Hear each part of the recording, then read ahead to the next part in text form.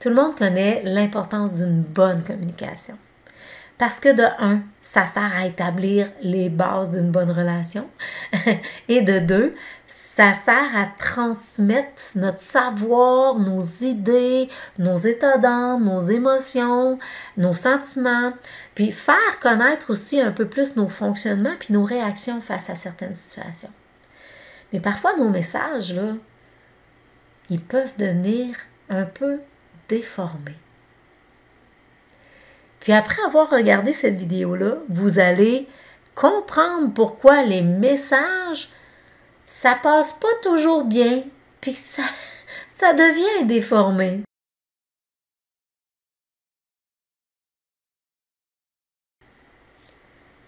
Dans la communication, il y a des filtres qui se mettent en place.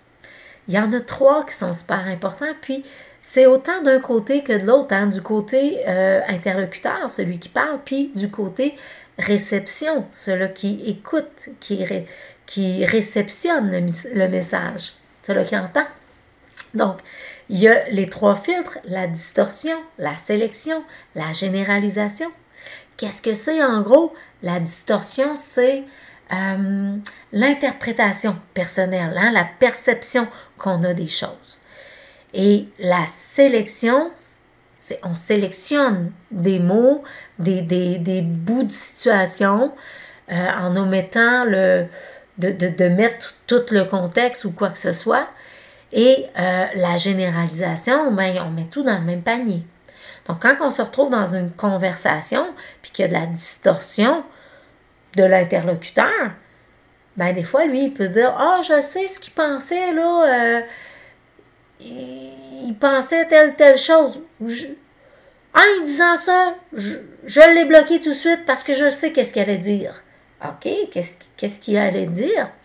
Et puis, des fois aussi, c'est juste ces 2 choses-là sont arrivées, là, puis il y a eu ça, puis c'est pour ça que c'est arrivé, ça. Ils vont relier des choses ensemble, des fois, qui n'ont pas rapport pour avoir le résultat. C'est ça, être dans la distorsion. Et quand on écoute aussi, on peut être dans la distorsion. Parce que parfois, c'est... Ben, il n'a pas été témoin de la scène, là. Je suis sûre que c'est pas comme ça que ça s'est passé. Moi, je pense que c'est plus comme ça, puis comme ça.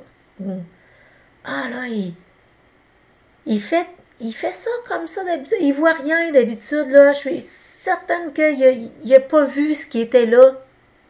Hein? On fait de la distorsion. Puis, on interprète les choses quand on raconte, puis quand on écoute.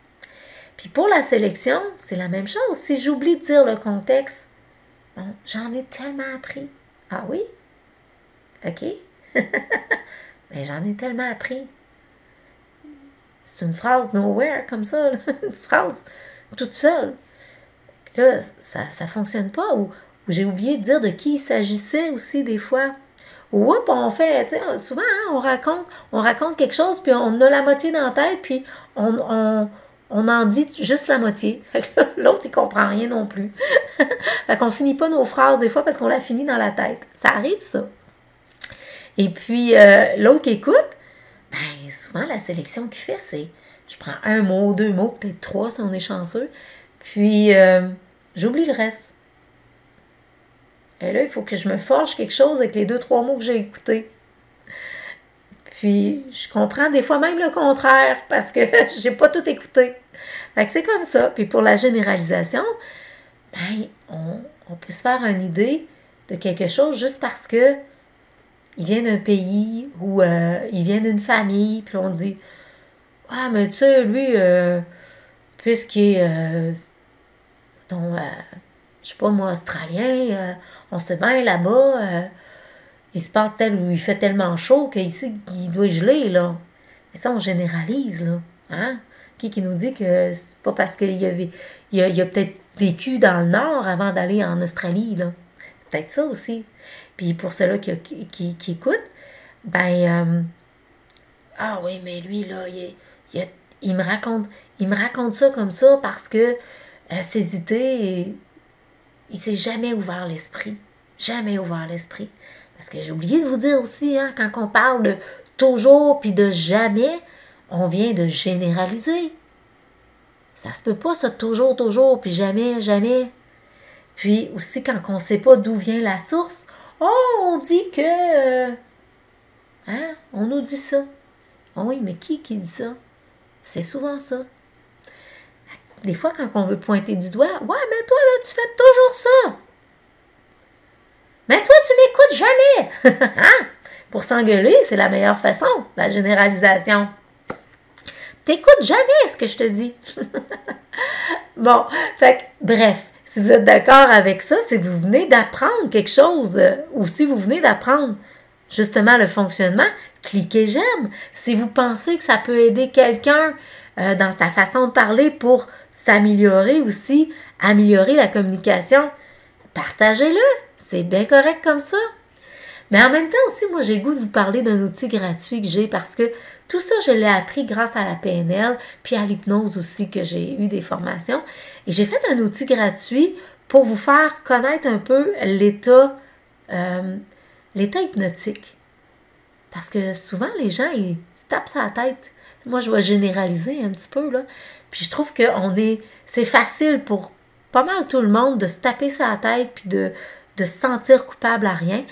Alors, avec un outil gratuit comme j'ai fait pour connaître l'état hypnotique, c'est de vous apprendre à vous accueillir dans les petites erreurs que vous faites parfois. C'est dans le lien en bas. Vous avez juste à cliquer sur le lien que je vous ai mis dans le descriptif. Et puis, c'est sûr que je vous demande votre adresse mail, hein, puis vous allez rentrer dans ma base de données, mais vous allez pouvoir vous désabonner quand vous voulez, il n'y a pas de problème. Mais je pense que ça ne devrait pas vous empêcher de vivre cet état-là. Voilà.